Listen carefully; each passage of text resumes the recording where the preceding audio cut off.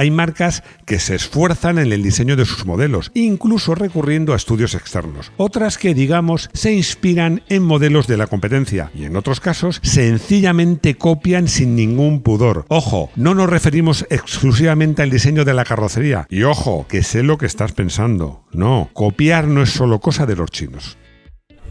Bienvenidos a Garaje Hermético. ¡Enciérrate con nosotros!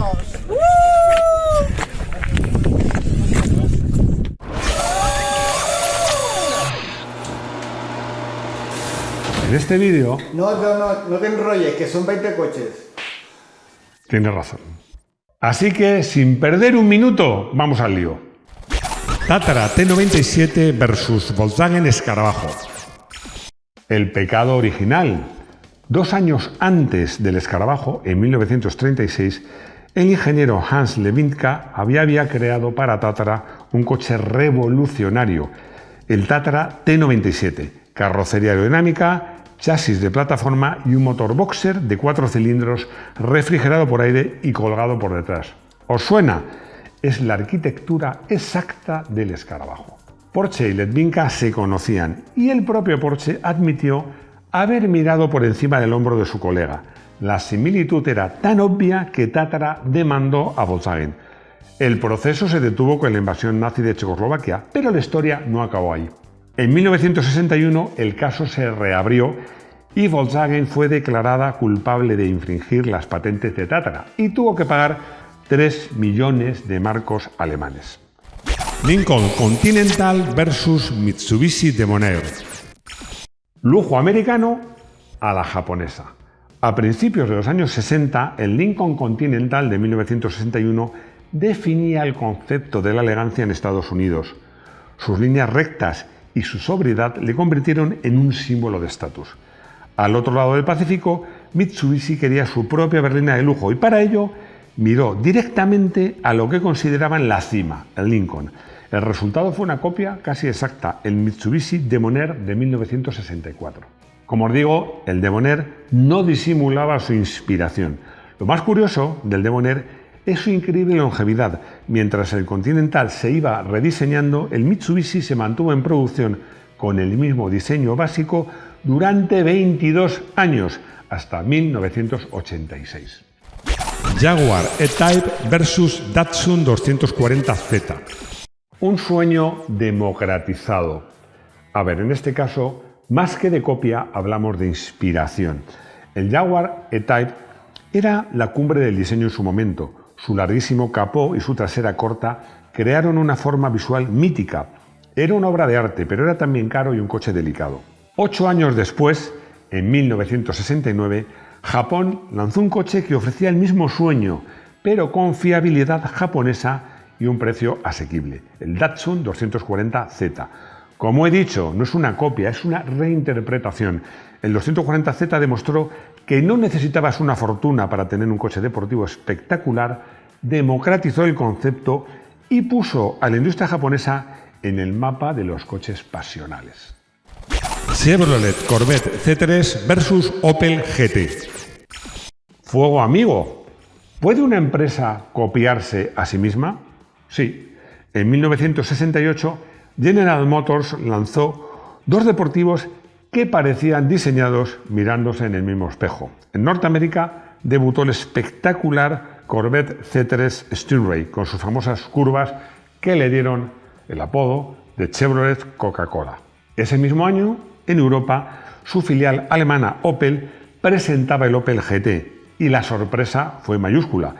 El pequeño deportivo tenía la misma silueta de botella de Coca-Cola y proporciones casi idénticas a lo de su hermano mayor norteamericano. Tan evidente fue el parecido que se ganó el apodo de el Chevrolet Corvette del pobre. Ford Mustang versus Toyota Celica Liftback. El pony car del sol naciente. El Ford Mustang creó el fenómeno del pony car, un coche, un coupé asequible y con imagen potente. La versión fastback de finales de los 60, con su pronunciada caída de techo, se convirtió en un icono y Toyota, siempre atenta al mercado americano, quiso su propio pony car y con el Celica o Celica Liftback de 1973 dejó clara cuál era su inspiración. La parte trasera del Celica era un homenaje reverencial al Ford Mustang Mach 1 de 1969. El Celica se ganó el apodo de el Mustang japonés y fue un éxito rotundo. Toyota no solo copió unas líneas, entendió el nuevo concepto. Ferrari Daytona versus Rover SD1. Un frontal de la Toro. Aquí yo os diría que entramos en el mundo, en el territorio de la copia descarada, pero con un resultado genial. El Ferrari Daytona, el 365 GTB4 Daytona, es una leyenda y su afiladísimo frontal definió una era. En los años 70, la convulsa en esos tiempos British Leyland necesitaba un éxito y el diseñador David Bates, admirador de los deportivos italianos, no buscó inspiración para su Rover SD1, directamente fotocopió el morro del Daytona. ¿Era una copia? Sí, pero una copia que dio lugar a uno de los coches británicos más carismáticos de su tiempo. Ferrari 400 versus Lancia Gamma Coupé. Hermanos por parte de padre. La pregunta ¿es una copia si dos coches son diseñados por la misma persona y al mismo tiempo? En 1976, Pininfarina presentó dos coupés que parecían hermanos. Por un lado el Ferrari 400, un GT con motor V12 para la élite, por otro el Lancia Gamma Coupé, una, diría que berlina de dos puertas más modesta y con motor boxer. Dos coches para públicos muy distintos. Algunos dicen que no son una copia, sino dos aplicaciones de una misma receta de la casa. Podéis llamarlo como queráis. Rolls-Royce Silver Spur versus Nissan Cedric. El lujo según Yokohama. Porque en los años 80 la economía japonesa estaba en auge y sus fabricantes querían competir en el segmento del lujo. En esa época el máximo exponente de la opulencia sobre cuatro ruedas era un Rolls-Royce con su diseño rectilíneo y sobre todo con su imponente parrilla. Para su berlina de gama alta, el Cedric Y30 de 1983, Nissan decidió que el camino más corto hacia la percepción del lujo era copiar al rey. Querían ofrecer el estilo Rolls-Royce con la fiabilidad propia de un coche japonés. Mercedes-Benz Clase S versus Lexus LS400. Jaque mate filosófico, porque en este caso el parecido no es visual, sino conceptual. A finales de los 70, el Mercedes-Benz Clase S, el W126, era, sin discusión, el mejor coche del mundo. En Toyota, su presidente Eiji Toyoda lanzó un desafío a sus ingenieros: crear un coche que fuese el mejor. El proyecto se llamó F1, Flagship One, y no tuvo límite de presupuesto. El resultado, el Lexus LS400 de 1989. Superaron a Mercedes en silencio de marcha, en fiabilidad y en suavidad. Lexus no copió un coche, copió una filosofía. No es fácil encontrar buenas unidades de coches usados con un buen precio. Por eso nos hemos aliado con Ruteo, una nueva plataforma que agrupa ofertas muy interesantes de distintos concesionarios. En Garaje Hermético nos hemos puesto manos a la obra y hemos hecho una selección de los modelos que nos parecen más interesantes. Los tenéis todos en nuestra web. Además, este mes hemos montado una lista específica de coches para viajar. Hay un poco de todo, pero hemos intentado incluir coches con los que no nos importaría hacer unos cuantos viajes largos. Si queréis echarle un ojo a los coches que hemos elegido, solo tenéis que entrar en garajehermético.com/ruteo, tenéis el enlace destacado en portada o directamente en el link que os dejamos en la descripción. Autobianchi Bianchina versus Nissan Figaro. La nostalgia como inspiración, porque a veces la copia es un homenaje, yo diría que cariñoso. A principios de los 90, Nissan lanzó el Figaro de 1991, un pequeño descapotable que parecía sacado de los años 50. Su principal musa fue el encantador Autobianchi Bianchina de 1957. El techo de lona, los cromados, incluso los colores pastel eran un claro tributo al pequeño coche italiano. El Figaro fue un éxito tan rotundo que Nissan tuvo que venderlo por sorteo. Italdesign Lucciola versus Daewoo Matiz. También los prototipos. Esta es la historia de un prototipo rechazado que luego fue un éxito. A principios de los 90, Fiat buscaba un sucesor para su 500 y le pidió una propuesta a Giorgetto Giugiaro. Su estudio creó el prototipo Lucciola, un revolucionario monovolumen en miniatura, pero a Fiat le pareció demasiado arriesgado y optaron por un diseño más conservador. El brillante concepto Lucciola quedó en un cajón. Años después, la emergente Daewoo coreana buscaba un coche urbano. Llamaron a Giugiaro y este les enseñó el diseño que Fiat había despreciado. Daewoo vio una oportunidad, compró el diseño y en 1998 lanzó el Daewoo Matiz. Mercedes-Benz Clase E versus Kia Amanti. Copiar el prestigio. A mediados de los 90, Mercedes rompió moldes con su Clase E, el W210, y su reconocible frontal de 4 faros redondos. Kia, en su camino por escalar posiciones, lanzó en 2002 su berlina de representación, el Amanti. Para su diseño tomaron un atajo hacia la percepción del lujo, adoptando el rasgo más distintivo de Mercedes. El frontal es una copia sin complejos. Bentley Arnage versus Chrysler 300C. El Bentley del pueblo. A principios de los 2000, Chrysler necesitaba un revulsivo. El resultado fue el imponente Chrysler 300C de 2004. Su diseñador se inspiró, sin duda, en el Arnage, con la enorme parrilla y la línea de cintura alta. El público lo bautizó rápidamente como el Baby Bentley y fue un éxito colosal. BMW X5 versus Swangwan SCO. El comienzo de la clonación. Entramos en la era de las copias chinas más descaradas. El BMW X5 era el rey de los sub-premium y en China muchas marcas, empezaron a inspirarse en él, pero ninguna lo hizo de una forma tan directa como Swangwan con su SCEO de 2005. El frontal era una réplica casi exacta del X5, mientras que la trasera también imitaba un poco al Lexus RX. La copia era tan descarada que cuando se intentó vender en Alemania, BMW actuó. Llevó a Swangwan a los tribunales y consiguió una orden judicial que prohibía su venta. Rolls-Royce Phantom versus Geely G.